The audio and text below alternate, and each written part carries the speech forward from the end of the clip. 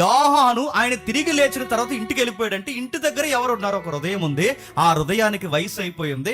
ఆ హృదయం పేరు మరియా.